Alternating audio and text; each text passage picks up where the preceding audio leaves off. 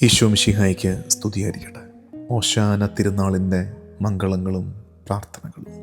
സമാധാനത്തിൻ്റെ രാജാവായ മിശിഹ നമ്മുടെ ജീവിതത്തിലും രാജാവായി വാഴട്ടെ.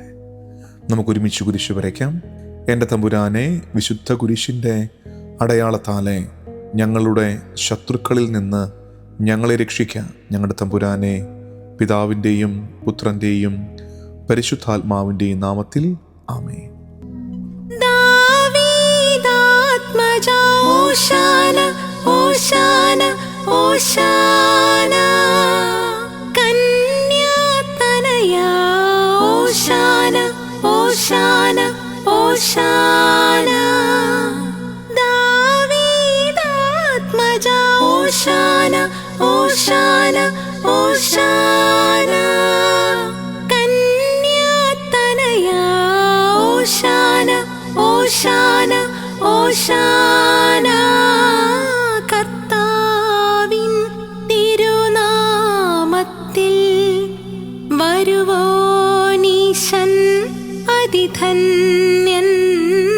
കർത്താവിൻ തിരുനാമത്തിൽ വരുവോനീശൻ അതിധന്യൻ. ഓശാന ഓശാന ഓശാന. ബലവാനായ ദൈവമേ, പരിശുദ്ധൻ പരിശുദ്ധൻ. കർത്താവായ ദൈവമേ, പരിശുദ്ധൻ പരിശുദ്ധൻ.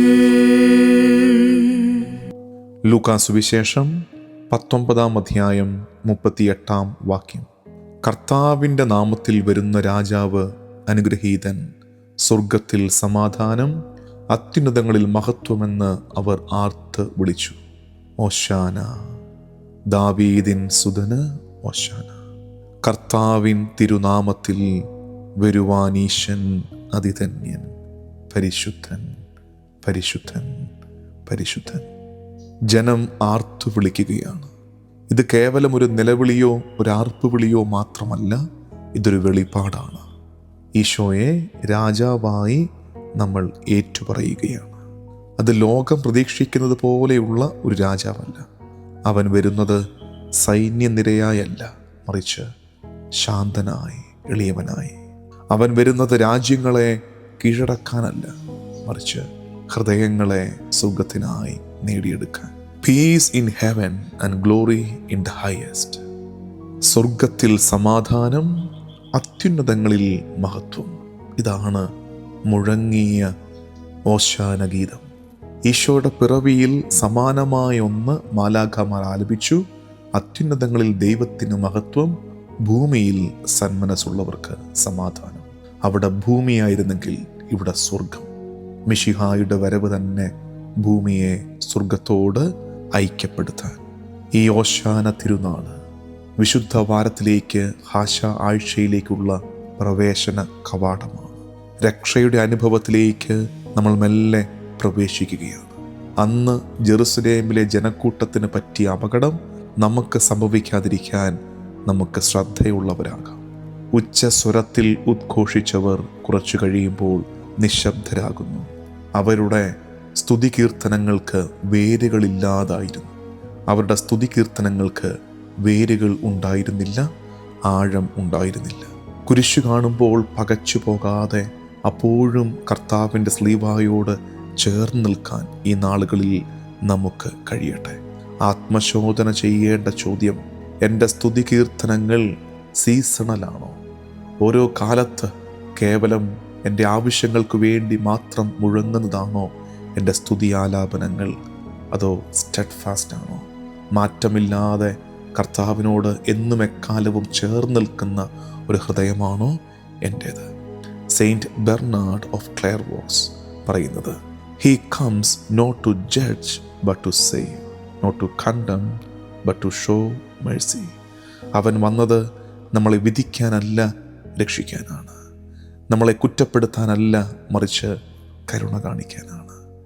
ആ കരുണ അനുഭവിക്കുന്ന നാളുകളായി ഈ ദിവസങ്ങൾ മാറട്ടെ. നമുക്ക് പ്രാർത്ഥിക്കാം. കർത്താവും ദൈവവുമായ ഈശോ മിശിഹായേ, ജെറുസലേമിൽ ഓശാന ആലപിച്ച് ജനത്തോട് ചേർന്ന് ഞാനും നിന്നെ സ്തുതിക്കുന്നു. സമാധാന രാജാവേ, നിന്നെ ഏറ്റുപറയുന്നു. കർത്താവേ, ആനന്ദത്തിൻ്റെ നിമിഷങ്ങളിൽ മാത്രമല്ല, തകർച്ചയുടെ നേരത്തും പരീക്ഷണങ്ങളുടെ കാലത്തും നിന്നോട് ചേർന്ന് നിൽക്കാൻ എന്നെ പഠിപ്പിക്കണമേ. കർത്താവേ, എൻ്റെ വിചാരങ്ങളുടെ, എൻ്റെ വാക്കുകളുടെ, എൻ്റെ തിരഞ്ഞെടുപ്പുകളുടെ, എൻ്റെ നിലപാടുകളുടെ രാജാവായി നീ കൂടെ ഉണ്ടാകണമേ. നീ നൽകുന്ന സമാധാനം എൻ്റെ ആത്മാവിനെ ഭരിക്കട്ടെ. കർത്താവേ, എൻ്റെ വിശ്വാസം ബലഹീനമാകുമ്പോൾ, എൻ്റെ സ്തുതികീർത്തനങ്ങൾക്ക് ശക്തി ശേഷിക്കുമ്പോൾ നീ എന്നെ പൊതിയണമേ, എന്നെ ബലപ്പെടുത്തണമേ. ഈ ദിവസത്തിൻ്റെ എല്ലാ വ്യാപാരങ്ങളെയും ഈശോയ്ക്ക് വിട്ടുകൊടുത്ത് ദിവസത്തിൻ്റെ ആശീർവാദം സ്വീകരിക്കാം. നമ്മുടെ കർത്താവ് ഈശോ മിശിഹായുടെ കൃപയും പിതാവായ ദൈവത്തിൻ്റെ സ്നേഹവും പരിശുദ്ധാത്മാവിൻ്റെ സഹവാസവും എന്നും എക്കാലവും കൂടെ ഉണ്ടായിരിക്കട്ടെ, ഇപ്പോഴും എപ്പോഴും എന്നേക്കും. ആമേൻ.